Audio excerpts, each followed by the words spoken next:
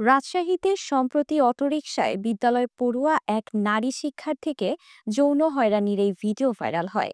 পরে আসামিকে গ্রেপ্তার করে পুলিশ।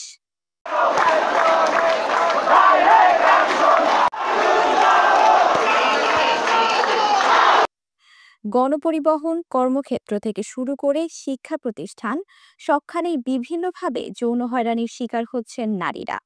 পাল্লা দিয়ে বাড়ছে ডিজিটাল প্ল্যাটফর্মে হয়রানি ও লিঙ্গভিত্তিক সহিংসতা। সিসি ক্যামেরার আওতায় নিয়ে আসলে সেখানেও আপনাদের লোক থাকবে এবং তারা ওই সিসি ক্যামেরার মাধ্যমে দোষীটাকে সাব্যস্ত করা। ট্রান্সপোর্টের যে হয়রানিগুলি হচ্ছে সেখানে মামলার আসামি হিসাবে আমরা যাদেরকে ট্রিট করছি, আসলে তার বাইরে ট্রান্সপোর্ট মালিক, ট্রান্সপোর্টের যে ব্যক্তিরা আছে, ডিরেক্ট হয়রানির মধ্যে না থাকে, ইনডিরেক্ট যারা এই দায়িত্ব পালন করে তাদেরকেও আনা উচিত।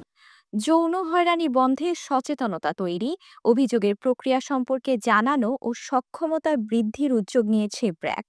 রাজশাহীতে শিক্ষা প্রকল্পের বিষয়ে অংশীজনদের অবহিত করতে এই সভার আয়োজন করা হয়।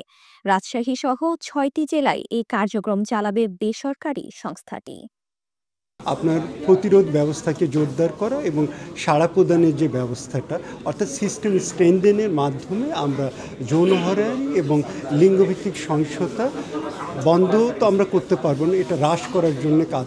জেলা প্রশাসনের পক্ষ থেকে বলা হয়, যৌন হয়রানি ও লিঙ্গভিত্তিক সহিংসতা বন্ধে আইনের কঠোর প্রয়োগের পাশাপাশি সবার সচেতনতাও জরুরি। নারীকে একটা প্রোডাক্ট হিসেবে চিন্তা করা, সেক্সুয়াল অবজেক্ট হিসেবে চিন্তা করা সেই জায়গায়।